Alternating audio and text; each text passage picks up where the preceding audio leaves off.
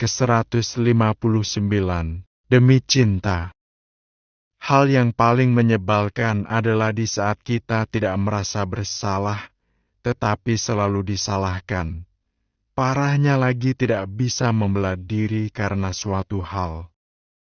Ayunda, sudah berapa kali abang ingatkan untuk tidak bertindak ceroboh. Lain kali kalau ada kejadian seperti itu tidak usah lari-lari sendirian. Kan bisa menjelaskan ke satpam kalau memang macet karena ada kecelakaan di jalanan. Ucap Arjun menahan emosi saking cemasnya. Maaf, Bang. Aku terlalu panik, jadi tidak berpikir sampai di situ. Ucap Ayunda. Dan bisa-bisanya kamu sekolah tidak sarapan dulu. Makanya kalau malam itu, jangan begadang hanya demi nonton drakor. Biar paginya tidak bangun kesiangan. Balas Arjun masih kesal. Aku tidak kesiangan. Aku bangun pagi. Sela Ayunda tidak terima. Kalau memang bangun pagi, kenapa sampai tidak punya waktu untuk sarapan? Kenapa sampai berangkat sekolah terlambat? Tanya Arjun ngeyel. Ayunda mendengus. Dalam hati hanya bisa menyalahkan kakaknya. Mana mungkin dia akan menjelaskan kalau telat gara-gara tidak bisa keluar dari kamar sebab ada yang bermesraan di ruang keluarga. Sudah, yang penting sekarang Ayunda baik-baik saja.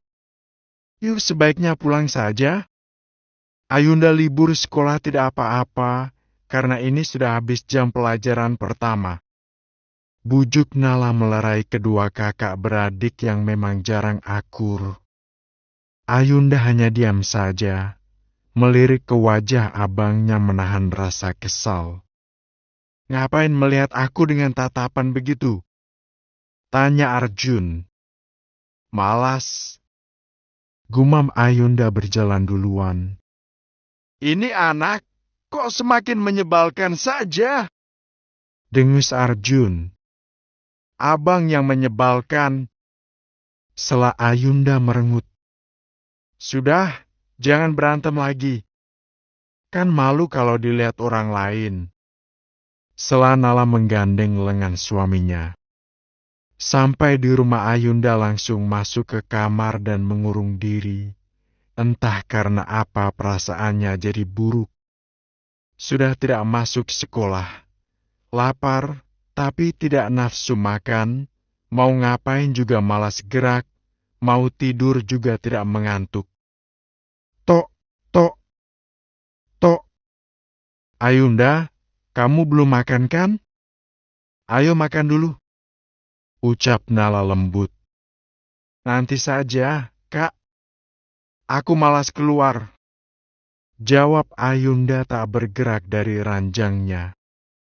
Tidak boleh begitu. Nanti sakit kalau sampai telat makan loh. Kakak ambilkan dulu ya. Bujuk Nala. Tidak usah, aku keluar sendiri saja sekarang. Sela Ayunda yang tidak mau merepotkan kakak iparnya. Dia pun segera bergegas keluar, menikmati sarapan yang terasa hambar di lidahnya. Kamu tidak nafsu makan? Tanya Nala perhatian. Iya, pengen barbeque. Jawab Ayunda. Sekarang habiskan dulu nasinya, nanti siang kita ke sana bagaimana? Tawar Nala. Ayunda berpikir, dia tadi juga sudah janji pada Helmi untuk mengajak makan. Jika dirinya keluar bersama kakak iparnya pasti diizinkan. Iya, tapi aku nggak mau kalau bersama Bang Arjun. Kita berdua saja, oke? Bujuk Ayunda. Iya, nanti kita berdua saja. Jawab Nala santai karena tahu suaminya tidak akan mau diajak. Hoe, kakak memang yang terbaik, tidak seperti si Ono tuh. Sindir Ayunda, tetapi sayang abangnya terlalu fokus menatap layar laptop sehingga tidak mendengar sindiran adiknya.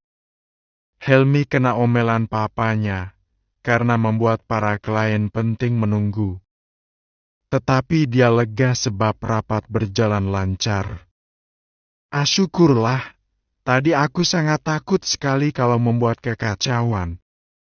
Helmi berniat untuk makan siang di kantor saja.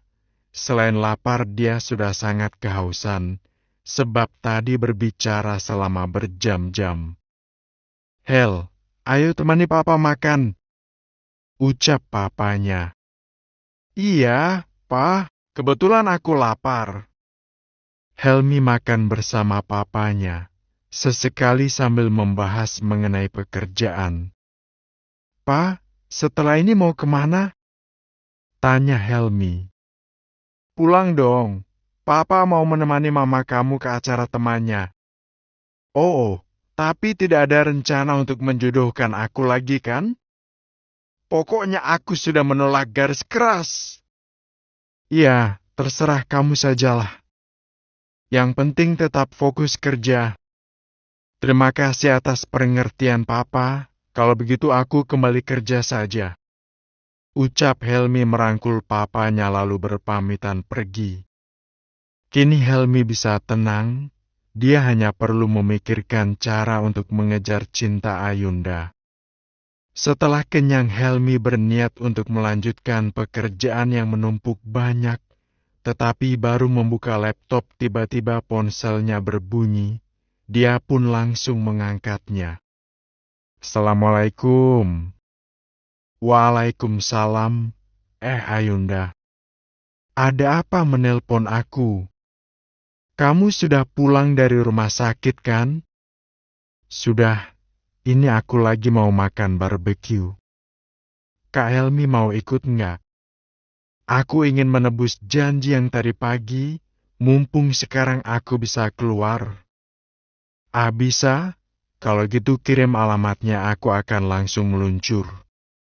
Helmi sudah kenyang, tapi demi Ayunda tersayang dia rela berangkat, walau nanti malam harus lembur menggantikan siang yang tak kerja. Sesampainya di tempat tujuan, Helmi merasa kaget, sebab ada Nala juga. Nala, Arjun tidak ikutkah? Sapa Helmi basa-basi. Tidak, suamiku tengah sibuk mengurus kerjaannya. Aku cukup terkejut melihat kamu dan Ayunda yang semakin dekat. Balas Nala penuh arti. Oh, ini karena Kak Helmi yang sudah berkali-kali menolong aku. Sebagai tanda terima kasih aku traktir Kak Helmi makan sepuasnya di sini. Sela Ayunda tidak ingin kakak iparnya salah paham. Apalagi jika Arjun tahu bisa gawat. Kamu pintar. Di sini mau makan sampai perut gendut juga bayarnya sama. Canda Helmi. Kan sesuai dengan dompet pelajar. Besok kalau aku sudah besar dan sudah bekerja sendiri, akan aku traktir ke restoran yang mewah. Balas Ayunda. Iya, aku akan menunggu saat-saat itu. Jawab Helmi menatap Ayunda penuh cinta. Ayo mari makan. Sela Nala yang tahu reaksi Helmi. Helmi menunduk malu. Rasanya canggung sekali ada Nala. Tidak bisa bebas mengobrol dengan Ayunda. Ayunda dengan perhatian mengambilkan banyak daging untuk Helmi, membuat Helmi langsung enek, karena aku tidak bisa menghabiskan sebanyak itu. Sebenarnya aku sudah makan dan sangat kenyang. Sela Helmi keceplosan. Sudah makan? Kalau gitu kenapa tadi di telepon tidak bilang? Tanya Ayunda heran. Aku kira kamu makan sendiri, jadi aku hanya ingin menemanimu makan siang. Balas Helmi nyengir. Kalau gitu gimana ini? Gumam Ayunda. Kamu makan saja, aku yakin pasti kamu bisa menghabiskan.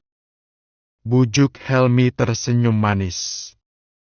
Nala diam-diam memperhatikan Helmi yang dulu dengan yang sekarang sudah beda jauh. Dulu arogan, tengil dan juga playboy. Jika sekarang lebih dewasa, lebih tenang dan sabar. Ternyata Helmi memang serius mencintai Ayunda. Dulu aku kira hanya tertarik sesaat saja. Aku tidak menyangka jika Helmi bisa berubah sampai tahap ini. Batik Nala. Kanala kok malah melamun? Tanya Ayunda. Oh, tidak. Aku hanya memikirkan apakah abang kamu sudah makan? Ucap Nala kaget. Biarkan saja kelaparan. Dengus Ayunda. Ayunda, maafkan sikap abang kamu yang tadi agak kasar ya. Tapi kamu juga harus belajar mengerti.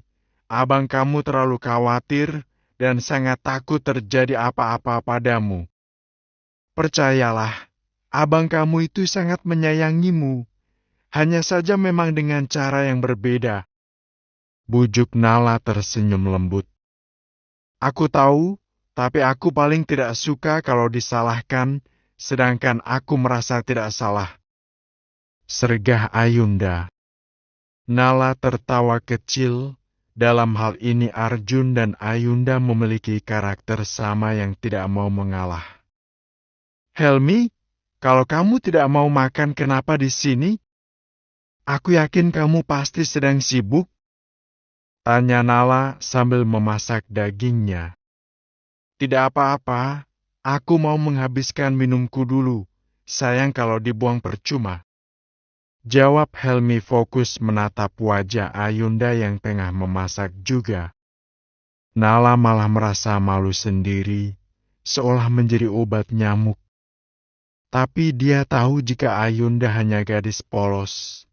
Tidak mungkin baginya meninggalkan Ayunda hanya berduaan dengan Helmi.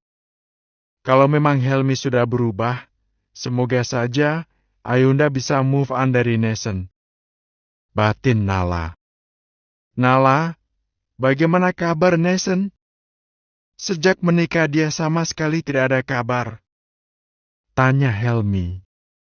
Nala kaget, sampai-sampai dia menumpahkan minumannya. Maaf, aku ke toilet sebentar dulu. Ucap Nala bergegas berdiri karena basah. Dia melirik sekilas ke arah Ayunda, tetapi adik iparnya itu terlihat santai. Kak, jangan lama-lama ya, pinta Ayunda. Ya, tunggu sebentar, jawab Nala. Selepas kepergian kakak iparnya Ayunda hanya tertawa lucu. Ada orang celaka kok tertawa? Bisik Helmi. Aku hanya membayangkan jadi Kak Nala pasti berat. Setiap hari harus hidup dengan makhluk seperti Bang Arjun yang menyebalkan itu. Ujar Ayunda geleng-geleng kepala.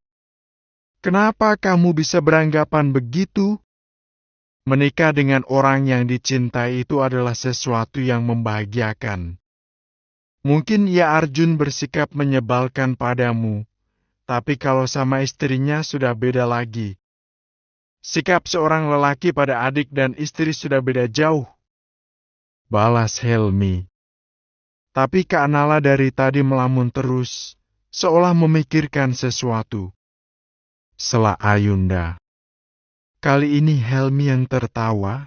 Dia tahu jika Nala sebenarnya tengah mencemaskan Ayunda saat dirinya tanya kabar mengenai Nesen. Kenapa tertawa? Tidak ada hal yang lucu. Tanya Ayunda heran. Sudah lupakan, sekarang sebaiknya fokus makan yang banyak biar cepat besar. Bujuk Helmi. Iya. Jawab Ayunda patuh. Helmi terus menatap Ayunda, melihat gadisnya makan dengan lahap sangat membahagiakan. Cepat tumbuh besar, Ayunda.